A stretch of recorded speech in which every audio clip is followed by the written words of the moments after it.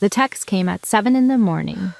She was standing in the bathroom in a towel, 7 months pregnant, belly round and heavy, steam still thick in the air. She read it once, twice, 3 times.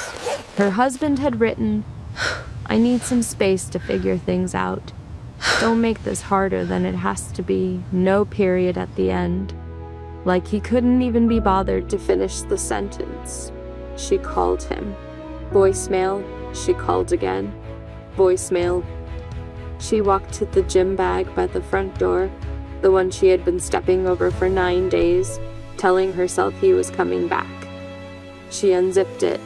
Empty. It had always been empty. And somewhere tropical, on a hotel balcony, with 2 champagne glasses and another woman, her husband was wearing the watch she had saved 4 months to buy him. She had nothing. No lease in her name. No savings to last the year. 8 weeks until she gave birth. Alone. But here's what Derek did not know. In 72 hours, Nora Calloway would be living inside a billionaire's estate. In 3 months, she would walk into a mediation room and watch her husband's lawyer read a file he was not prepared for. And when Derek finally came back, full of confidence, full of rehearsed speeches, certain she had been waiting, she would open the door, look him in the eye, and feel absolutely nothing but peace. This is the story of what happens when a man underestimates the woman he left behind. Lesson statement. The life you planned is not always the life that was meant for you. Sometimes losing what you held on to is the only way to find out what you're actually capable of holding. If this story made you feel something, if any part of Nora's journey hit close to home, let us know in the comments below. Your words mean more than you know, and they help us understand what stories matter to you most. If you believe someone in your life needs to hear this today, please share it with them. Sometimes the right story finds us at exactly the right time. Like this video if you stayed until the end. Subscribe to the channel so you never miss a story. Every week we bring you new narratives about women who chose themselves when no one else would. Nora's story is waiting for you. Stay with her. She is worth it.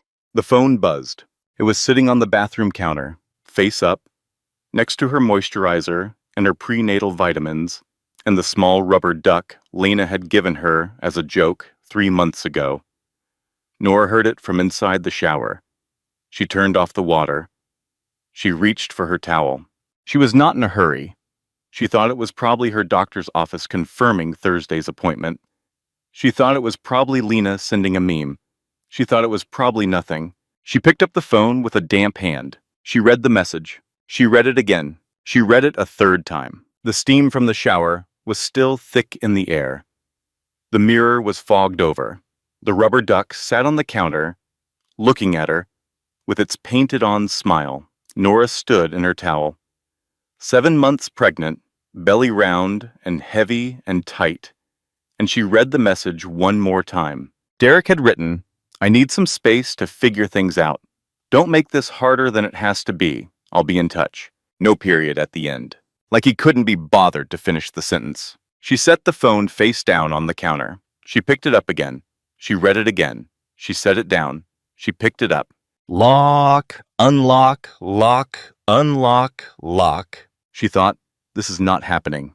She thought, he is just overwhelmed. She thought, men get scared when the baby is coming. It is a documented thing. She had read about it in 2 different pregnancy books. She thought, he just needs a few days, and he will call and explain, and it will make sense. She had been thinking these things for 3 weeks, since he started sleeping on the couch, since he stopped asking how her appointments went, since he stopped putting his hand on her belly when the baby kicked, since his answers to her questions got shorter and shorter until they were mostly just sounds, since the gym bag appeared by the front door, and he said he was staying at Jude's for a few days to give them both some breathing room, and she had said, okay, because she did not know what else to say. She had been thinking these things for 3 weeks, and she had been wrong for 3 weeks. And somewhere in her body, she had known she was wrong, but she had kept thinking them anyway because the alternative was this: standing in a steamy bathroom in a towel, 7 months pregnant, reading a text that ended without a period. She got dressed slowly. She moved to the kitchen. She filled the kettle and turned it on and stood at the window, looking out at the street below. The morning was gray. A man walked a small dog. A taxi stopped, and someone got out with a briefcase. The city was going about its business with complete indifference to the fact that Nora's life had just changed shape. She checked her phone again. No follow-up message, no call. She called Derek. Voicemail. She called again. Voicemail. She set the phone on the kitchen table and looked at it. Her apartment was their apartment. Derek's name was on the lease. His taste was in the furniture. The gray sectional he had picked, the coffee table that was too sharp-edged for a home with a baby coming, the abstract print on the wall that Nora had never actually liked but had never said so. His gym bag was still by the front door. She looked at the gym bag. She had been stepping over it for 9 days. Every morning, she stepped over it on her way to the kitchen. Every night, she stepped over it on her way to bed. It meant he was coming back. It meant he had just stepped out. It meant this was temporary. She walked to the gym bag. She crouched down, which took effort now, the baby making everything below her waist a negotiation. She unzipped it. It was empty. Not just empty, clean empty. Like it had been there a long time, and nothing had ever been put inside it since. She touched the fabric lining. She looked at the space inside. She zipped it back up. She thought, oh. She sat down on the kitchen floor, not because she fainted, not because she fell. She just sat down. The linoleum was cold through her leggings. The baby kicked hard, once, as if to say, I'm still here. Nora put both hands on her belly and sat on the kitchen floor and breathed. The kettle boiled and clicked off. She did not get up. She called Lena. Lena answered on the second ring. She did not say hello. She said, "Where are you?" "I'm coming." That was the thing about Lena. She could read silence the way other people read text. Lena arrived in 22 minutes. She had her coat on, over pajama pants. She had clearly run out of her apartment and gotten straight into a cab.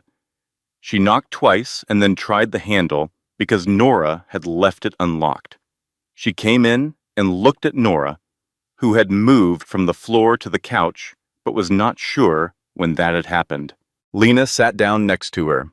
She did not say anything. She looked at Nora's face and the gym bag by the door and the phone on the cushion between them, and she was quiet for 30 seconds. Just 30 seconds of pure, warm, understanding silence. Then she said, "How long have you known?" Nora said, "I think I've known for a while." Lena nodded. She picked up the phone. She read the text. She set the phone down. Then Lena's phone buzzed. She looked at it. Her face did something complicated, something that moved through surprise and into a kind of careful stillness. She said, "Nora, has Derek ever mentioned someone named Simone?" Lena held the phone out. Nora looked at the screen. It was an Instagram profile. The account name was Simone Vickers. The bio said, "Living slowly, loving loudly." The profile photo showed a woman with long dark hair and a practiced smile, the kind of smile that knew it was being photographed. Lena had been sent the link by a mutual acquaintance 20 minutes ago, with a message that said, "Is this Derek?" The most recent post was a hotel balcony, tropical somewhere, 2 champagne flutes catching the light, and a man's hand resting on the railing. His watch, Derek's watch, the one with the square face and the brown leather band. The one Nora had given him for their 3rd anniversary, the one he wore every day, the one she had saved for 4 months to afford. His hand, on a balcony somewhere tropical, with champagne. He was not at Jude's. He had never been at Jude's. Nora handed the phone back to Lena. She sat very still. She thought about the last 4 months, with the brutal efficiency of a woman who has just been handed the key to a locked room. She went through the months methodically, the way she used to organize files at work, month by month, event by event. She put the key in each lock and turned it. The late nights with explanations that were just slightly too detailed. The weekend work trips that produced no receipts. The way he had gone quiet whenever she talked about the nursery. The way he had stopped reaching for her in bed and then stopped coming to bed at the same time entirely. The way he had looked at her belly one morning with an expression she had identified as fear at the time, but was now identifying as something else, something more like guilt. I was so stupid, she thought. The signs were all there. I kept explaining them away.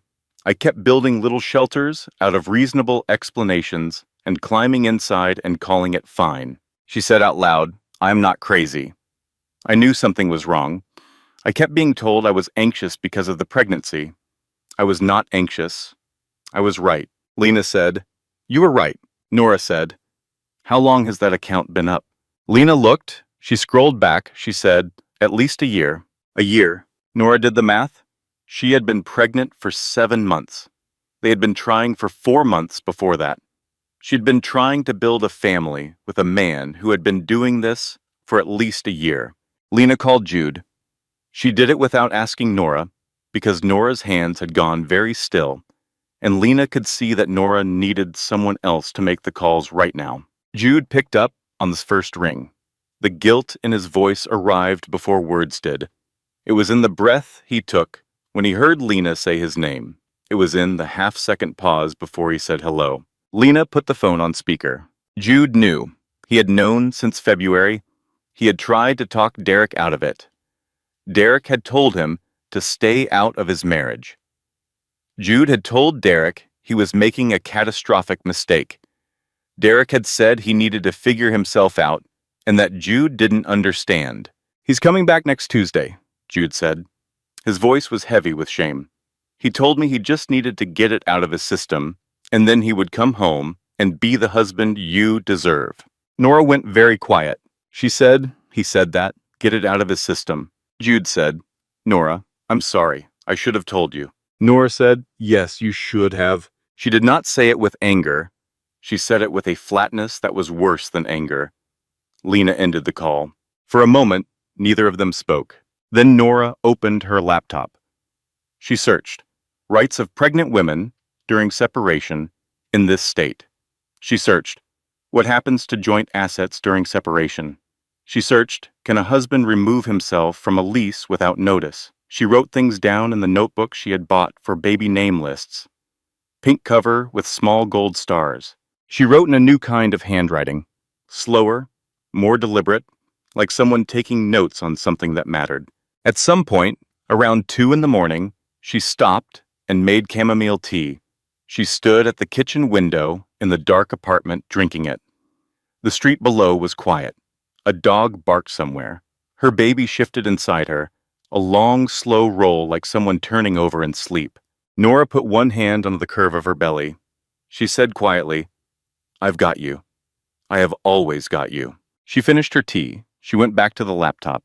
By morning, she had a list of 3 family lawyers, a rough understanding of her financial situation, and a very clear picture of how much trouble she was in.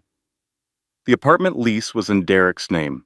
Their joint account was lower than it should have been by nearly $8,000, withdrawn in increments small enough not to trigger alerts. Her freelance work had been paused since the 2nd trimester. Her due date was 8 weeks away. Her savings would cover 2 months, maybe 3 if she stopped eating anything but rice. She thought, "I have nothing." She corrected herself immediately. "I have 8 weeks to figure this out." The FedEx package arrived at 9:30 in the morning. Inside, legal separation papers. Formal ones, from a law office in another city. He had them prepared before the trip. Before the hotel balcony and the champagne and the anniversary watch resting on the railing. He had walked into a lawyer's office in another city and had papers drawn up while she was buying tiny socks and comparing crib mattresses. There was a handwritten note tucked inside the envelope. His handwriting, which she had once loved, which had once seemed like evidence of character. It said, "I know this isn't what you wanted. I'm sorry. Please don't make this ugly. Please don't make this ugly." She read it twice. She set it on the table. She picked up her phone and scrolled to a contact she had not used in 2 years. A woman from her old job, a real estate broker named Carla, who had pressed her card into Nora's hand at a going-away party and said, "If you ever need anything, you call me. Anything at all." She called. Carla answered on the third ring, her voice warm and slightly surprised. Nora said, "It's Nora Calloway." "I know it's been a while." Carla said, "Nora, I was just thinking about you. Are you sitting down? I have something to tell you." Nora sat down. Carla spoke quickly, the way she always had, like someone who had learned that hesitation lets doubt in. She said, "Grant Harlow's estate director has been looking for someone. A live-in property curator. 3 months, maybe 4.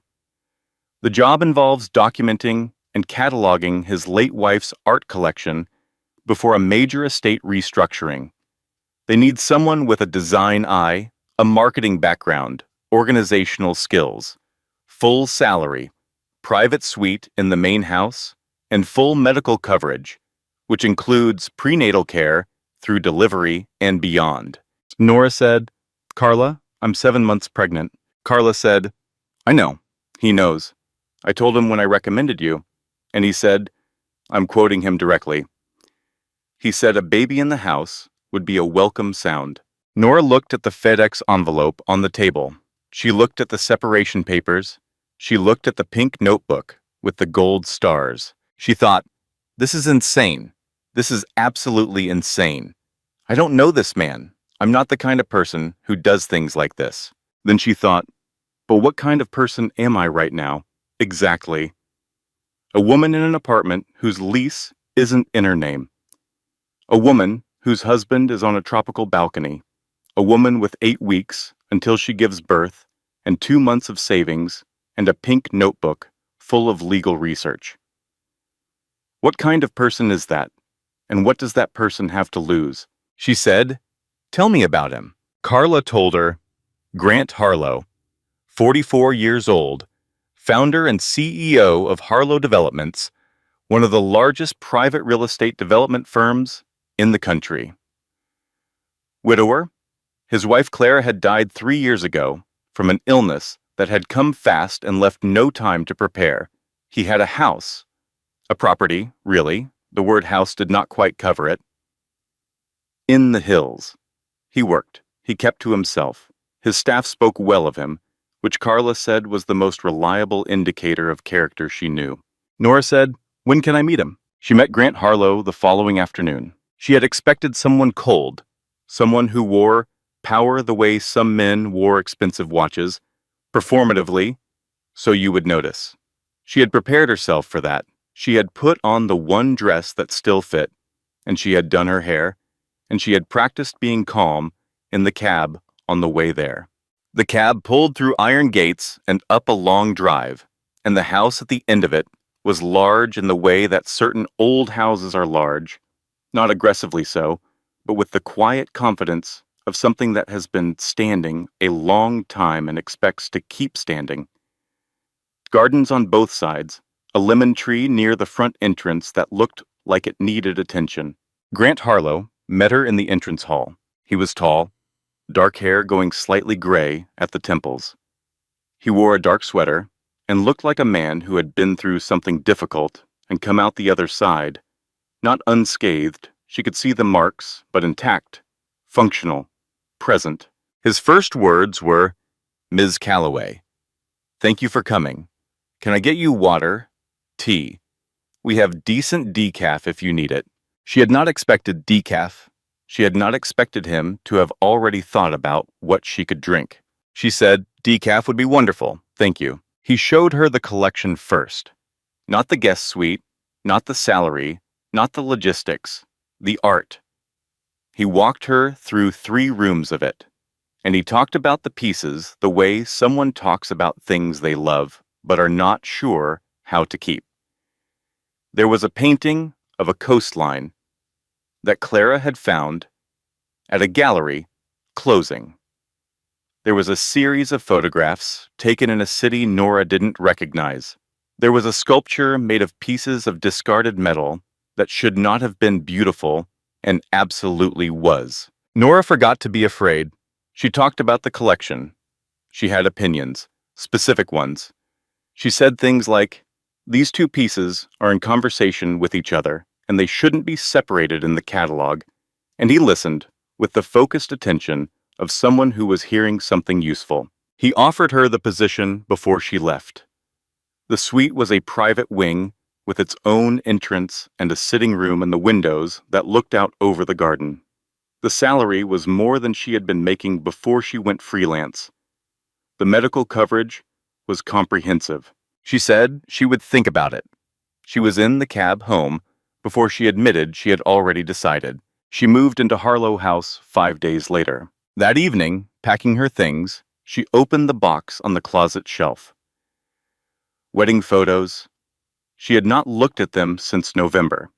She sat on the floor of her bedroom. She kept ending up on floors, she noticed. This was becoming a theme. And she went through them, photo by photo. She and Derek at the altar.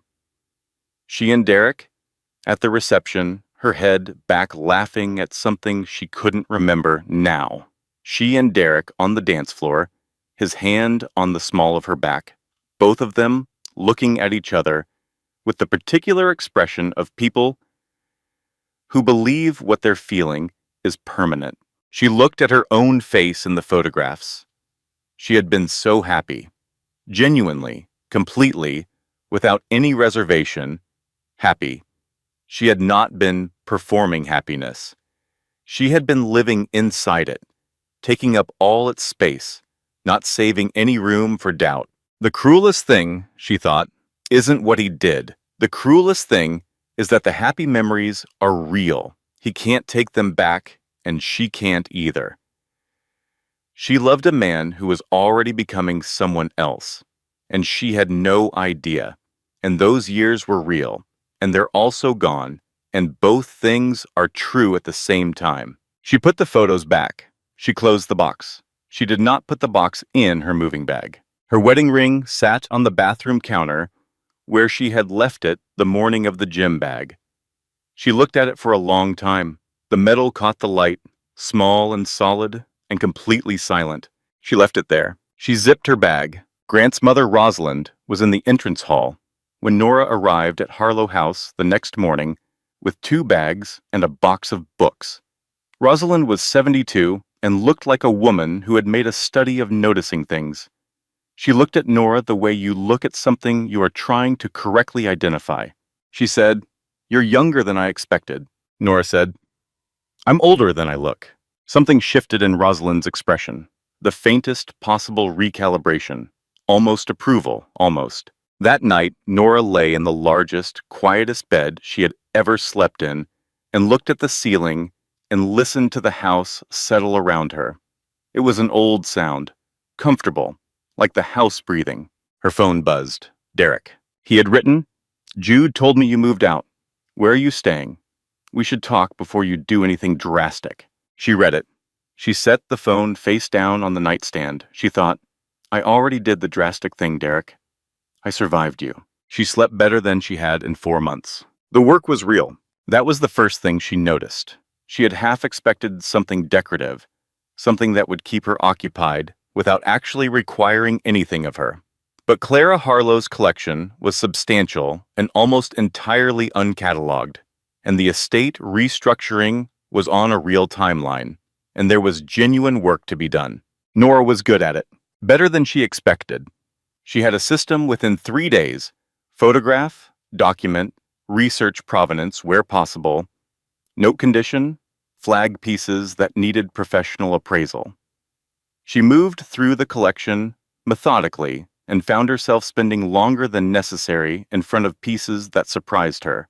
a small oil painting of hands, a textile piece that looked simple until you got close. She had forgotten she was good at things.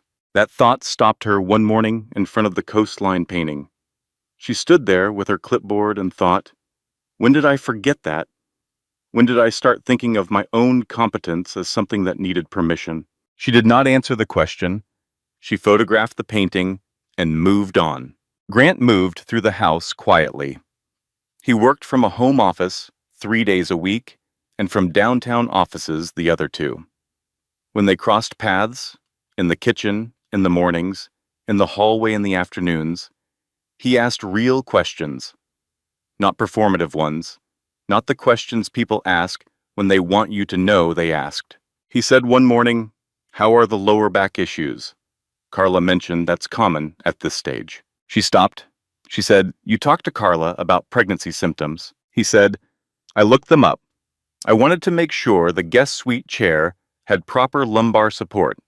I had the chair replaced last week." She looked at him for a moment. She did not know what to do with a man who researched lumbar support before she moved in. She said, "Thank you, that was thoughtful." He said, "There's also a step stool in the bathroom if you need it. And I asked the kitchen to keep ginger tea stocked." He said it the way someone says a practical thing. Matter of fact. Like it was just information.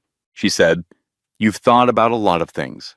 He said, "I try to think about what's needed before it becomes an emergency." Old habit. He went back to his coffee. She went back to her clipboard. She thought about Derek, who had not once in 7 months of pregnancy researched a single thing, who had needed to be reminded about appointments, who had looked up from his phone when she told him about their daughter's heartbeat and said, "Cool," and gone back to scrolling. On a Tuesday, 3 weeks into her time at Harlow House, her phone rang. Derek. She almost did not answer. She answered. He sounded relaxed. She could hear a faint echo that suggested he was somewhere with high ceilings. He asked how she was doing, and before she could answer, he said, "I've been thinking, and I think if we approach this maturely, we can work out something fair for everyone." Everyone, she thought. He means himself and Simone. He continued. He had spoken to a lawyer. He thought they could settle the separation quickly and cleanly. He was prepared to pay child support, a number, he said, with the confidence of a man who expected it to be accepted. He was prepared to help her find a new apartment in a more affordable neighborhood, which meant a neighborhood he had already decided was appropriate for her.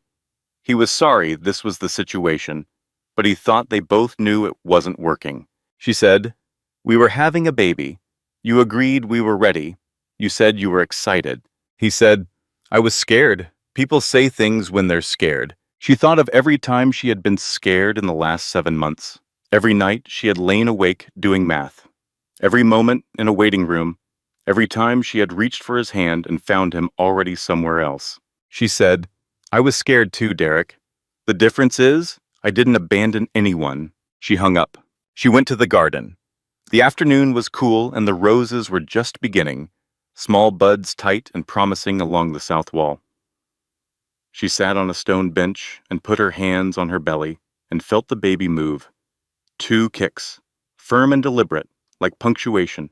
She said, "I know, me too." The anger was clarifying. That was the thing about it. It was not the messy, leaking anger of the early days. The anger that blurred into grief and back again. This was clean. This had edges. This was the anger of a woman who was done waiting to see what she would be left with. She called the lawyer Lena had found. She made a real appointment for the following week. Patrice Calloway called that same evening. Derek's mother. She had heard from Derek, and Derek's version of events involved Nora being difficult, refusing to communicate, making everything harder than it needed to be. Nora said, "He left me, 7 months pregnant." Patrice said, "He needs room to grow. Some men aren't ready, and you have to give them space." I have been giving him space, Nora thought, since the day I met him. I have been making myself smaller, quieter, easier, to make room for a man who took all the room I gave him and then wanted more. I made myself into a hallway for him to move through, and he moved through me, straight to someone else. She did not say this. She said, I have to go, Patrice. I have a doctor's appointment. She did not have a doctor's appointment. She went to the garden and sat in the last of the afternoon sun and let the anger settle into something harder and more useful. Something with weight to it. Something she could stand on. At 11 o'clock that night, she caught herself in the linen closet of her suite. She was folding and refolding the same pillowcase. She had been doing it for possibly 10 minutes. The closet was already organized. It had been organized since her second day. She was folding and refolding because she needed something to do with her hands while her brain worked. She laughed, out loud, alone in the linen closet. She laughed. She said to herself, there it is, the midnight organization. She put the pillowcase down. She went to bed. At dinner, 2 days later, Grant said, over pasta, in the tone of someone relaying neutral information, my attorneys have been made aware that a Mr. Derek Calloway has contacted Harlow Development's main line. He's been asking about the company and about recent staffing hires. Nora set down her fork. She said, he's checking up on me. Grant said, it appears so. Warren thought you should know. I thought you should know. He looked at her across the table. You're not in any danger, are you? She said, no, he's not dangerous. He just doesn't like not knowing things. Grant said, He turned back to his pasta. We'll leave him wondering then. She looked at him, at the side of his face, the slight angle of his jaw, the complete absence of drama in his expression. He had just told her that her estranged husband had called his company, and his response was, we'll leave him wondering. And he said it the way someone says, pass the salt. She thought, I have been surrounded by complicated men my entire adult life. I did not know uncomplicated looked like this. The weeks at Harlow House had their own texture. She noticed it gradually, the way you notice a change in weather. Not the moment it happens, but sometime after, when you realize the air feels different and you can't say exactly when it shifted. She woke up before her alarm. She had opinions about things. She laughed, genuinely, without calculation, more often than she had in over a year. She was cataloging a series of black and white photographs in the East Wing when she realized she had been humming. She could not remember the last time she had hummed. She was not sure she had ever hummed. She stood in the East Wing with her clipboard and thought about what it meant that she was humming, and decided it meant she was okay. She was actually okay. The baby was due in 5 weeks. She had a lawyer. She had a plan. She had a salary going into an account in her name only. She had a suite with good lumbar support and ginger tea in the kitchen, and a view of a garden where the roses were opening. She had herself back. She was not sure when she had lost herself or how gradually it had happened, but she was finding things now. Small things, the part of her that had opinions about art, the part that liked silence in the mornings, the part that could work for 4 straight hours and feel satisfied at the end. Grant was not a simple man, but he was a consistent one. He said what he meant. He followed through. He did not need applause for ordinary decency. He practiced kindness the way some people practice piano, regularly, without audience, because it was the kind of person he had decided to be. She was awake at 3 in the morning when she heard him. She had been unable to sleep for an hour. The baby was active, and her lower back was aching despite the chair adjustments, and she had tried 3 different positions and finally given up and come down to the kitchen for water. Grant was already there. He was standing at the counter with a glass of water, reading something on his phone, in a gray shirt and bare feet. He looked up when she came in. Neither of them said anything for a moment. He said, "Insomnia?" She said, "The baby thinks 3 in the morning is the correct time to practice gymnastics." He said, "I'll make tea." He made tea. She sat at the kitchen island. He leaned against the counter across from her, and they talked for 40 minutes about nothing important.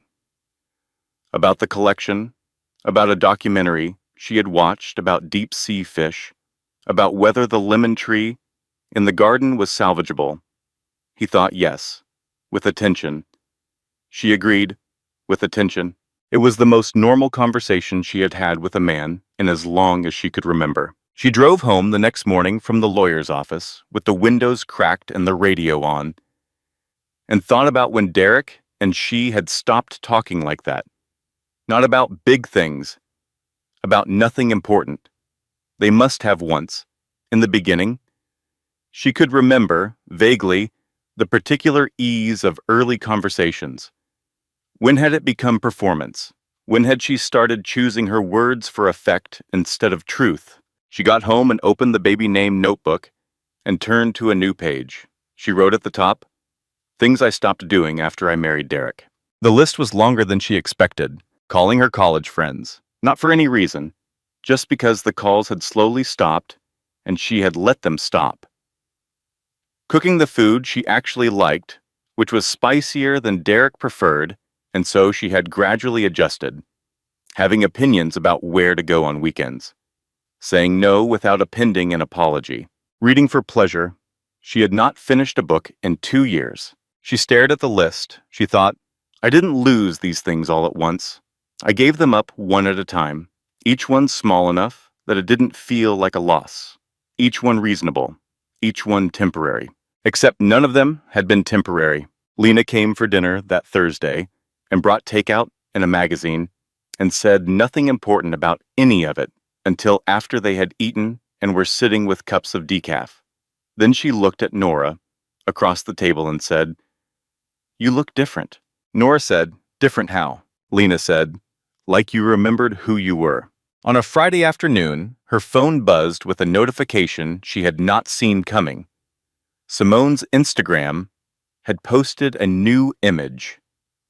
Nora had muted the account months ago and did not understand why she was seeing it until she realized Lena had sent a screenshot.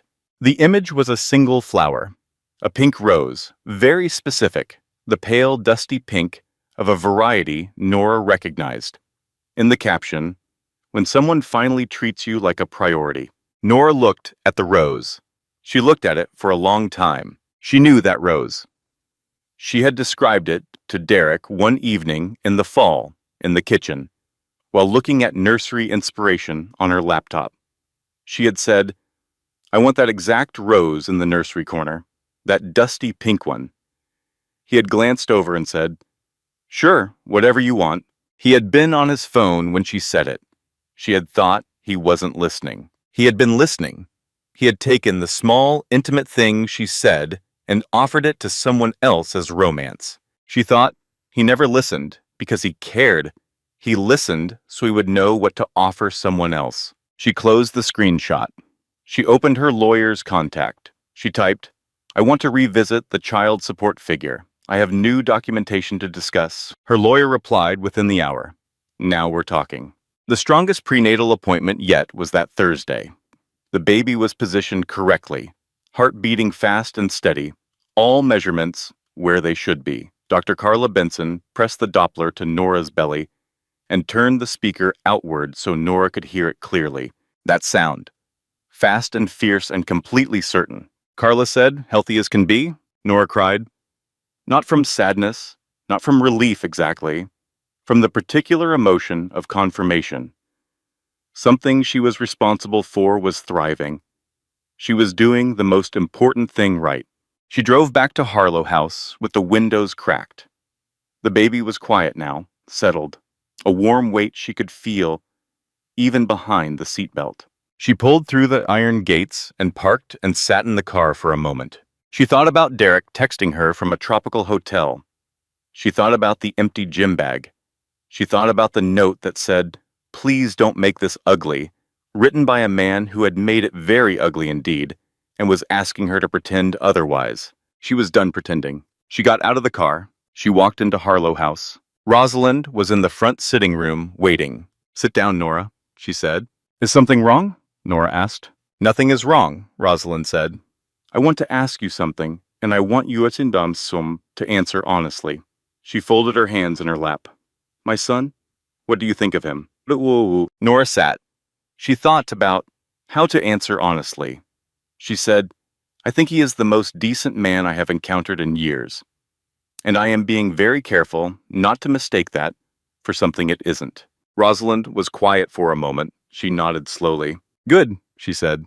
"You are smarter than you look." It started as a good day. The catalog was ahead of schedule.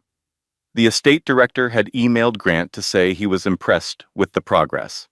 Rosalind had invited Nora for afternoon tea in the yellow sitting room and had shown her photographs of the house from the 1970s when Rosalind had first moved in as a young bride. The photographs were black and white, and Rosalind in them was striking in a way that made complete sense when you looked at her now.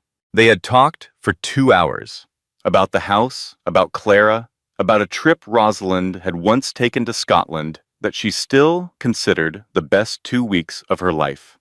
Nora had told her about a summer she had spent at her grandmother's farmhouse when she was 9, and Rosalind had listened the way very few people listen, with her full attention, without waiting for her turn. It had been a genuinely good day. Then Jude called. He called at 8 in the evening, and she could hear in his voice that he had been sitting on the information for a while and had finally decided he had to say it. Derek and Simone were back. They were staying at Patrice's house.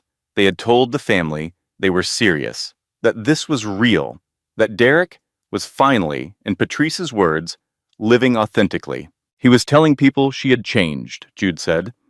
His voice was tight with the particular shame of a decent person who has been complicit in something indecent. "He's made you the reason, Nora. He's telling everyone you became someone he didn't recognize." Nora thanked Jude. She ended the call. She sat on the edge of the bed in her suite and thought, "Of course I changed. I was growing a human being while my husband was growing a relationship with someone else. I changed because life changed. I thought we were both changing. I thought that was what we were doing together." She thought about Patrice saying living authentically. She thought about Derek, who had never once in their marriage asked her what she needed, who had never once sat with her in the particular discomfort of a hard conversation without deflecting into logic, who had said people say things when they're scared as if fear exempted you from responsibility. She ran a bath. She got in fully clothed. She had not planned to. She had gone into the bathroom to wash her face, and the bath was there, and the water was warm, and she just got in. Leggings and the oversized shirt she had been wearing all day and all. She turned off the taps and sat in the warm water with her belly above the surface like an island, and she let herself feel all of it. The marriage, the version of herself that had believed in it, the nursery she had designed in her head, the colors she had chosen, the small shelf she had imagined for board books, the future she had been building in good faith while he was building a different future in bad faith. She grieved the woman who hadn't known yet. That was the specific grief. Not Derek, not the marriage exactly. The woman she had been 3 months ago, 6 months ago, a year ago, who had believed she was making a life with someone. That woman. She grieved her specifically and completely, sitting in the bathtub in her clothes, with the water cooling and the garden quiet outside the window. Then she got out. She changed. She lay down. She could not sleep. She picked up her phone at 2 in the morning and started searching. How do you know if you fell for a narcissist? Signs of emotional immaturity in men. How to co-parent with someone you do not trust. What is Darvo? How long does it take to trust your own judgment after a betrayal? She was not looking for answers exactly. She was looking for confirmation that she was not the only one, that this happened to other people, that other people had sat in bathtubs in their clothes and searched these things at 2 in the morning and had come out the other side. She found it. Page after page of it. Women writing in forums and comment sections, women who had been exactly where she was, women who were on the other side and describing what the other side looked like. She read until 4 in the morning. She was not scared of the information. The information was company. She put her phone down She put both hands on her belly. The baby moved, a long, slow roll, someone turning over in sleep. She said quietly, "I hear you. I know you're there. I've got you. I'm figuring it out. I promise I'm figuring it out." The room was dark and still, and she thought, "I am afraid of my own judgment. I chose him. I trusted my instincts, and my instincts were wrong. And now I am about to be someone's mother. And what if I get that wrong too? What if I am the kind of person who gets important things wrong?" She sat with that fear. She did not try to argue herself out of it. She sat with it the way you sit with a difficult guest, not inviting it to stay, but not pretending it isn't there. A knock at the sitting room door. She looked at the time, 5:30. The sky outside was just beginning to change. She said, "Come in." Grant opened the door. He had seen the light under it. He did not ask what was wrong. He did not ask anything. He stood in the doorway in the gray early light and said, "Do you want company?" She said, "Yes." He came in. He sat in the chair across from her. He had a book. He opened it and read. She sat on the couch with her phone in her lap and her thoughts and the slowly brightening window, and he read, and they were quiet together, and the quiet was the kind that helps. When the light came fully through the windows, she said, "My husband told people I changed." Grant did not look up from his book. He said, "You did. Changing is how things survive." She was quiet for a moment. She said, "Yes, I suppose it is." The next morning, a certified letter arrived. From Derek directly, not his lawyer. He was requesting written confirmation of his right to introduce the baby to Simone at the first scheduled visit. He was already writing Nora out of decisions. He was already planning a future where his girlfriend was present at Nora's child's first moments with her father. Nora read the letter twice. She thought, "This is where I stop being reasonable." She picked up her phone. She called her lawyer. The phone rang once. She said, "I've changed my mind about the custody terms. I want everything we discussed and then some. Let's talk this morning if you can." Her lawyer said, "I can be available in 30 minutes. "Good," Nora said. "I'll be ready." She walked into the lawyer's office at 9 sharp. She sat down across from her lawyer, a woman named Frances, with sharp eyes and a reputation for not losing, and she opened her pink notebook, and for the first time, she did not begin with, "I'm sorry, I know this is complicated." She did not begin with, "I don't want to cause problems," or "I just want to be fair." She opened to the first page of her notes, and she said, "Here is what I want." Frances blinked. She put down her pen. She said, "Let's hear it." Full primary custody, a structured visitation schedule reviewed by a family court judge, not settled privately. The complete legal share of their joint assets, including the $8,000 withdrawn from the joint account during their separation. Child support calculated on Derek's actual income, not the figure his lawyer had offered, which was a number apparently arrived at by some calculation Nora's lawyer described as optimistic. She also wanted his name removed from her medical records as emergency contact. She also wanted his girlfriend's presence prohibited at any custody handoff for the first year. Frances wrote it all down. She said, "All of this is achievable." Nora said, "Then let's achieve it."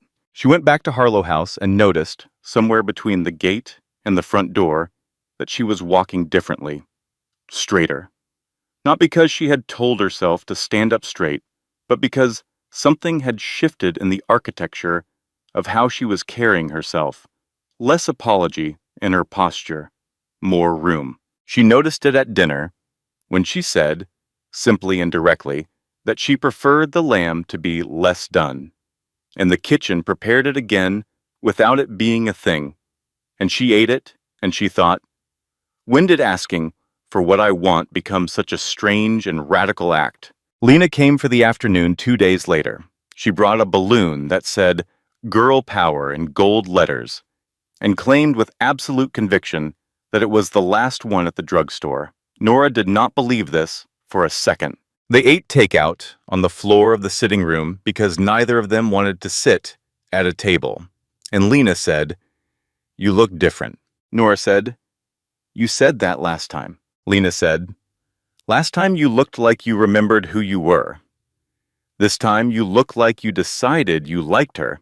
Nora thought about that. She said, "I think that's right." They ate in comfortable silence for a while. Lena asked about Grant without asking about Grant, which she accomplished by talking about Harlow House and asking neutral questions about the atmosphere and the routines. And Nora answered the questions she was actually being asked. She said, "He made me decaf the first morning. He had researched pregnancy symptoms before I moved in. He replaced the chair in the guest suite for lumbar support." Lena said, "He replaced the chair." Nora said, "Without being asked, without telling me until after." Lena looked at her. She said, "That's a man who was raised right." Nora said, "I know, I'm not in a hurry.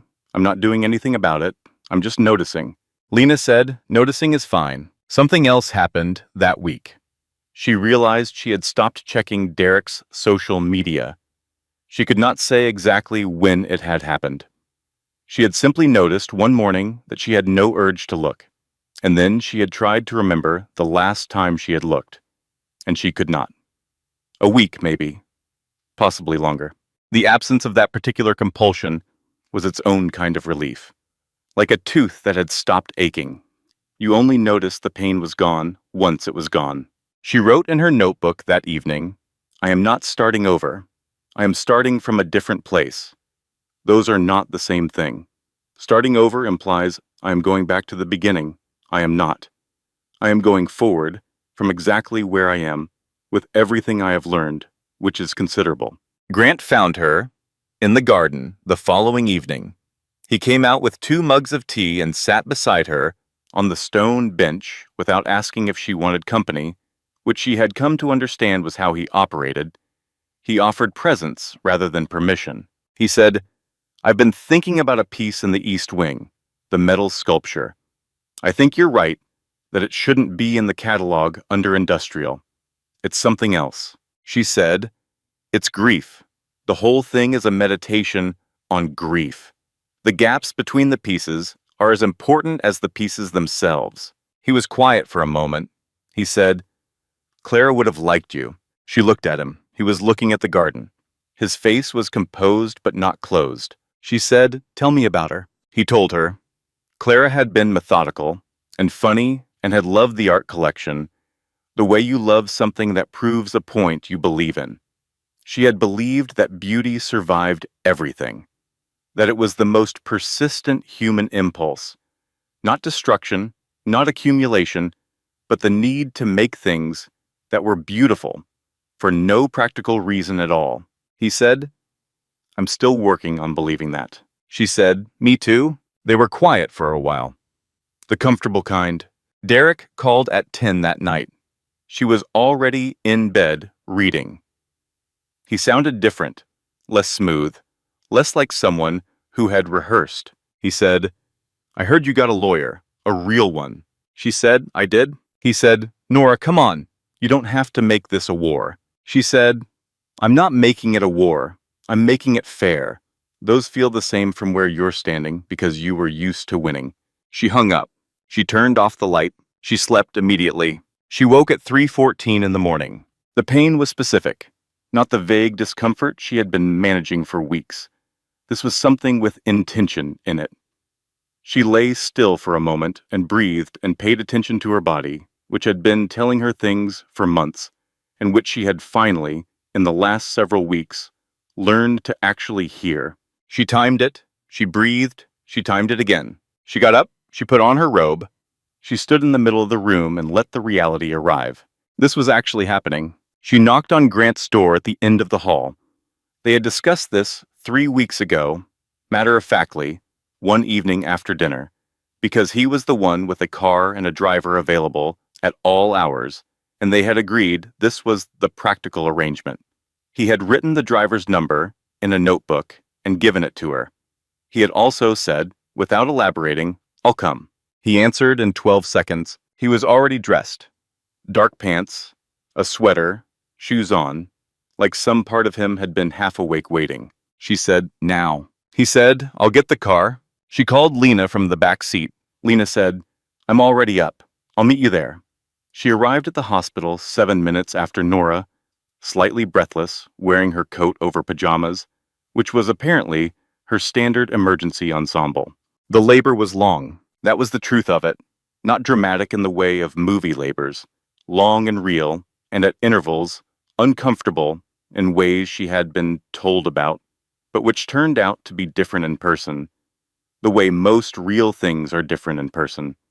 Her nurse, Beverly, was from Texas originally and had opinions about everything and told highly inappropriate jokes between contractions at Nora's explicit request, because Nora had decided that laughing was a better use of her energy than screaming. Grant stayed in the waiting room. As agreed, he sat with Rosalind, who had driven herself there at 5 in the morning without being asked. Nora found out about this afterward and felt something large and difficult to name, something that was about being looked after by people who had chosen to look after her. Lena held her hand through all of it. The baby arrived at 11:47 in the morning. A girl. Small and enormous at the same time, the way all new babies are. Her cry filled the room, and Nora felt many things. A flood of things, and underneath all of them, the most fundamental and simple. There you are. I have been waiting for you. We are going to be okay. She counted fingers. She counted toes. 10 and 10. She pressed her nose to the baby's head and breathed in. This was the smell she had been waiting for without knowing it. Warm and new and entirely specific. The smell of someone who had never existed before and was now here, Beverly said in her dry Texas drawl. She's got good lungs. Carla, who had come in for the delivery, said, "She's perfect. Look at that. She's absolutely perfect." Nora looked at her daughter. She named her Wren, not from a list, not a name she had proposed to Derek and negotiated. 3 weeks ago, alone in the garden, she had thought, Wren, and she had known. She had not told anyone. She had kept it as something entirely her own until this moment. She said it out loud for the first time now. Wren. Wren Calloway. The first name that was entirely hers. She checked her phone later, in the quiet after the bustle had settled. Old habit. She noticed she was doing it, picked it up, looked at the screen.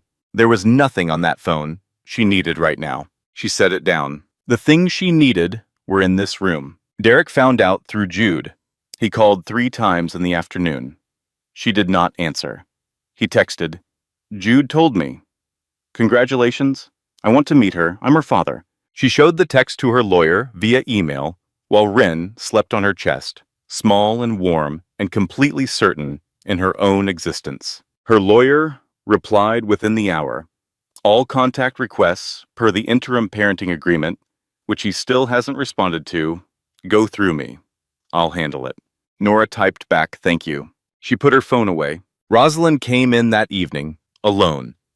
She sat in the chair beside the hospital bed and looked at Wren for a long time without speaking. She said finally, "She has good hands, strong fingers. She'll be stubborn." Nora said, "I hope so." Rosalind said, "So do I." She reached into her bag and produced a small envelope. "Grant asked me to give you this." Inside, on heavy cream paper and Grant's careful handwriting, Wren is a beautiful name. The house is ready for you both whenever you are ready. No rush. Take all the time you need. Below that, just his initial, G. She folded the note carefully. She tucked it into the pocket of her hospital gown. Wren made a small sound in her sleep, a brief complaint at nothing in particular, then settled. The morning light came slowly through the hospital window. A nurse came and went. The monitors beeped their quiet, steady rhythms. Nora nursed Wren in the early light, and her phone buzzed with a text from an unknown number. She opened it. It said, "I need to talk to you. It's not what you think. Please." She looked at the number. She looked at the message. She thought for a moment. Then she typed back, "Who is this?" The reply came quickly. Simone. She met Simone in a coffee shop 3 weeks after Wren was born. She carried Wren in a front carrier against her chest, Wren's small face tucked near her collarbone, asleep with the particular certainty of new babies who have not yet learned that the world is unreliable. Nora wore a dark coat and sensible shoes and felt, for the first time in a long time, entirely prepared for whatever was about to happen. She recognized Simone from the Instagram photos, but Simone in person was different. Smaller, less polished than her curated squares suggested. She had the look of someone who had been doing controlled crying for several days, eyes slightly swollen, jaw set with the effort of holding it together. They sat across from each other in a corner booth. The coffee shop was busy enough that no one paid attention to them. Simone wrapped her hands around her cup. She said, "He's done it before." Nora said, "I know." Simone looked up. She said, "I found out 2 weeks ago. There was someone before me. During his previous relationship, before he met you. I found messages. A whole other history." Nora said, "He told me I was the only one he had ever done this with, that I had pushed him to it, that I had changed." Simone said, "He told me you were difficult, cold, that you were never really present after the pregnancy started." Nora said, "He told me I had become someone he didn't recognize." She paused. "It's the same speech, adjusted." Simone was quiet for a moment. She looked at Rin. Her face did something soft and difficult. She said, "I was part of hurting you. I can't fix that. I know I can't fix that, but I have documentation. Messages, a timeline, proof that the pattern started before you and continued through both of us. My lawyer thinks it's relevant to your custody case, specifically the part about demonstrated character and judgment." Nora said, "Why are you doing this?" Simone said, "I have a younger sister who just got married." She said it simply. "I don't want this to happen to her. I don't want to be the reason it happens to her. And because I can do one right thing here, even if I did a very wrong thing before it." Nora looked at her.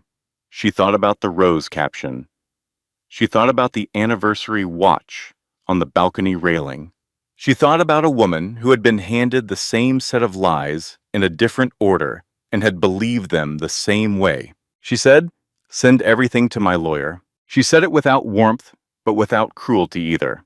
Factual, direct. Simone nodded. She said, "I'm sorry, for what it's worth." Nora looked at Rin, asleep against her chest. She said, "I believe you mean that." She stood up. She gathered her things.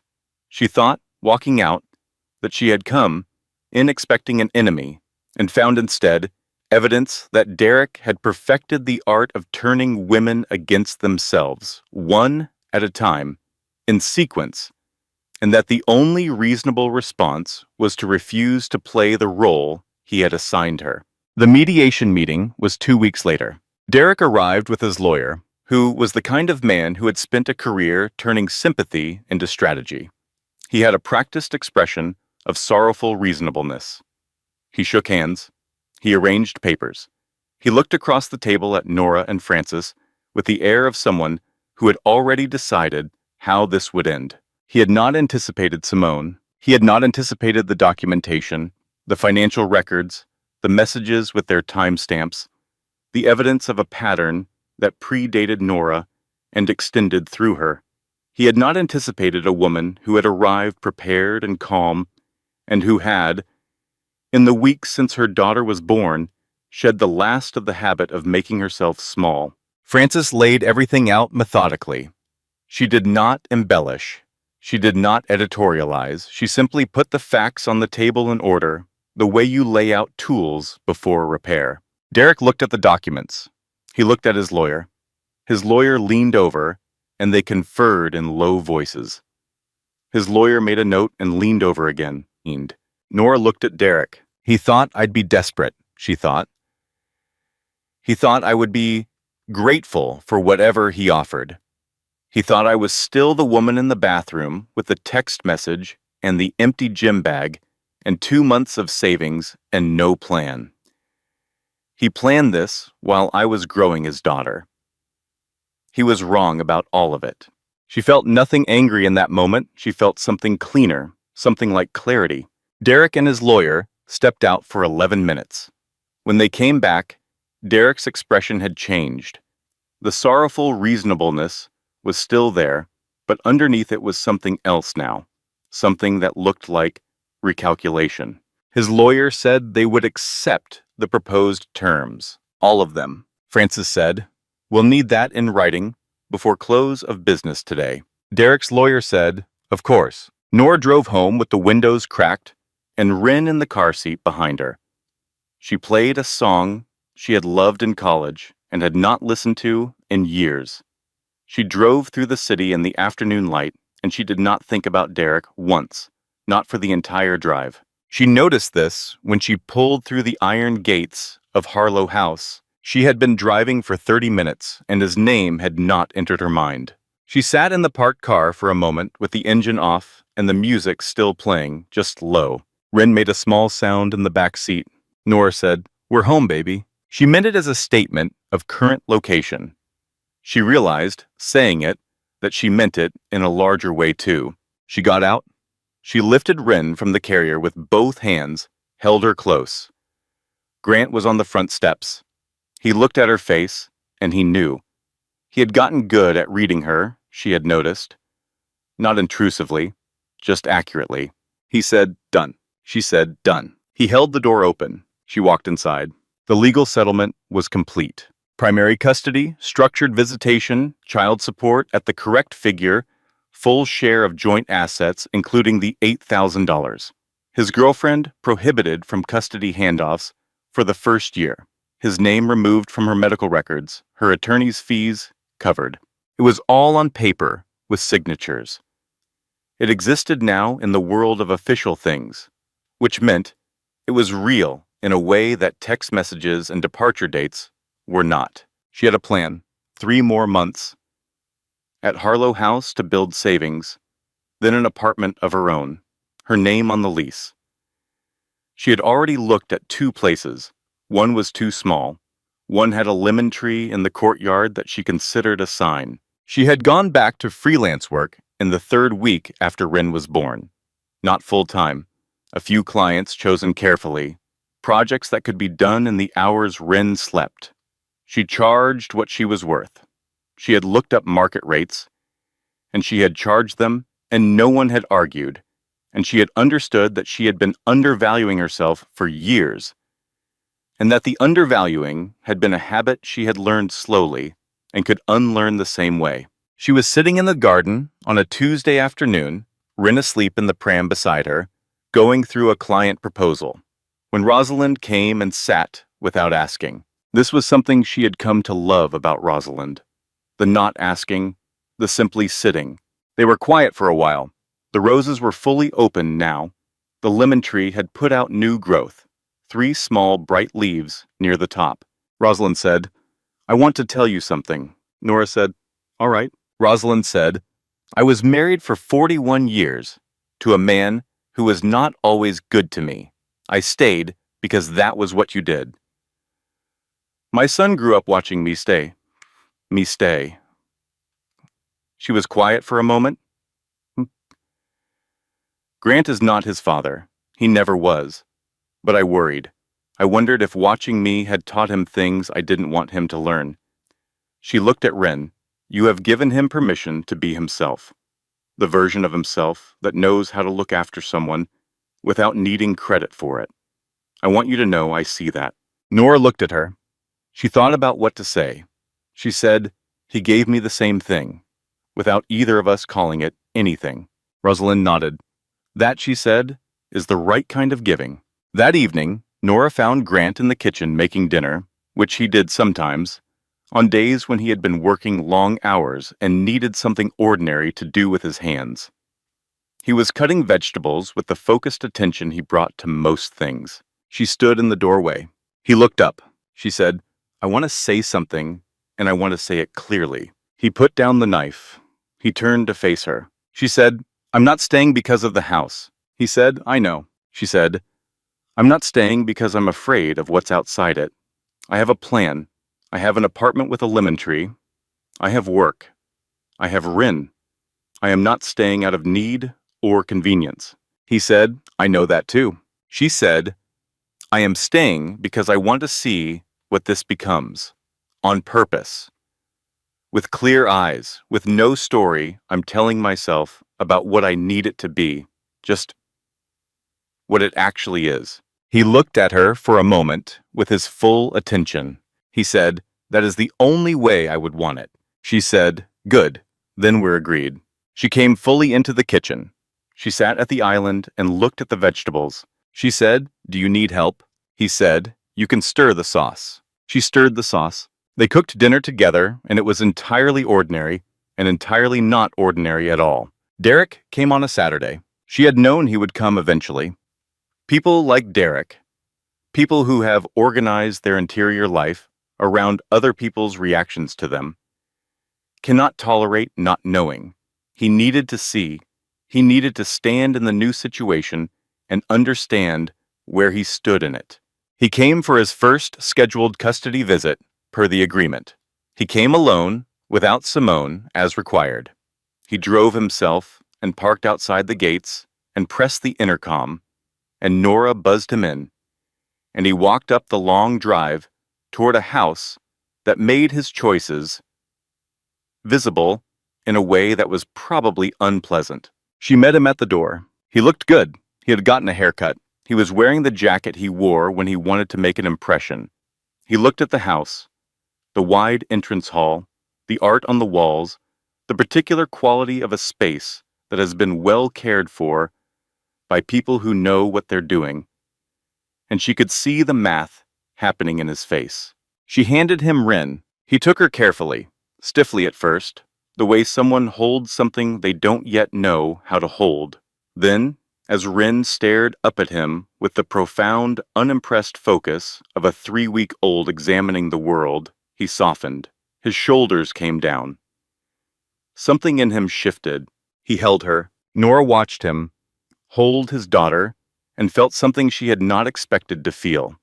Not anger, not triumph, not grief. Something quieter, something like the end of a chapter. The acknowledgement that a man can be a bad husband and still love his child. That these things coexist. That Ren deserved a father who tried, and that Nora's job now was to make space for that without losing herself in the effort. They sat in the front sitting room. Nora gave him instructions about the feeding schedule and the way Ren liked to be held when she was fussing, which was upright, against the shoulder, with a slight bounce. She gave him this information practically, as co-parents. He took it in. When it was time for him to leave, he stood at the front door with Ren still in his arms, reluctant, she could see, to hand her back. He looked at Nora over Ren's head. He said, "You're happy." She considered this. She said, "I'm getting there." He said, "I thought..."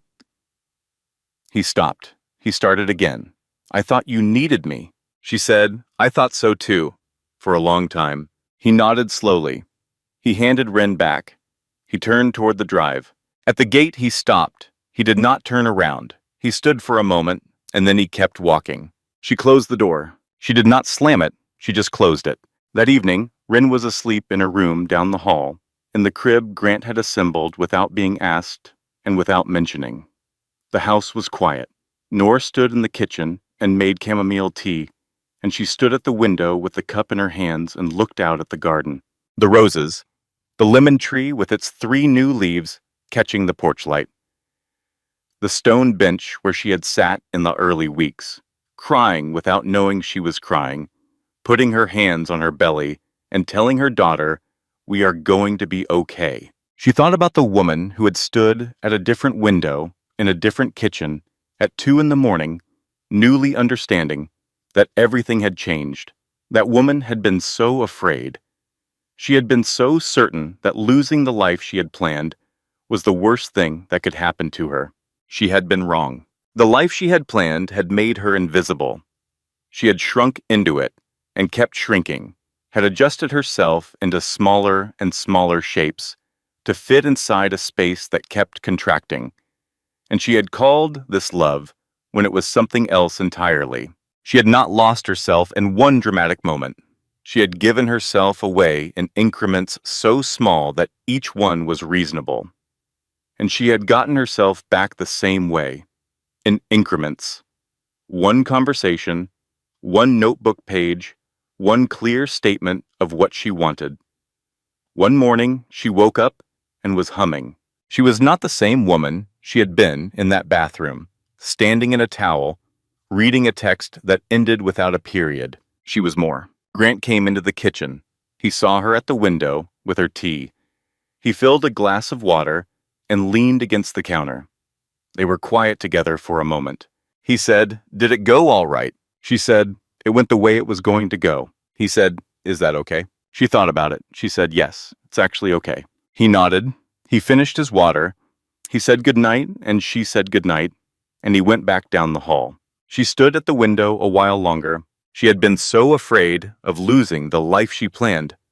But the life she planned had made her invisible. The life she had now, uncertain, unmapped, fully hers, had given her back her own name. Not Mrs. Calloway, not Derek's wife, not the woman who was left. Just Nora, just herself. And it turned out that was more than enough. It had always been more than enough. She had just needed to stop shrinking long enough to remember it. The garden was dark now. The lemon tree they had agreed to keep, salvageable, they had decided, just needs attention, had put out those 3 new leaves. She could see them in the porch light, small, bright, stubbornly green. She finished her tea. She washed the cup and put it away. She went to check on Wren, who was asleep with the absolute authority of someone certain of her place in the world. Arms slightly raised, breath even and deep. Nora stood in the doorway for a moment. She said quietly, "I've got you. I've always got you. And I've got myself too now. That's new. But I think you're going to like it." She went to bed. She slept without dreaming. For the first time in a very long time, she didn't need to. Closing editorial disclaimer. The content in this video was manually researched, developed, and edited by our team with the sole purpose of delivering meaningful stories and genuine life lessons. Every narrative is crafted with care and intention, not generated automatically, but built word by word to bring you something worth your time. Thank you for being part of this community.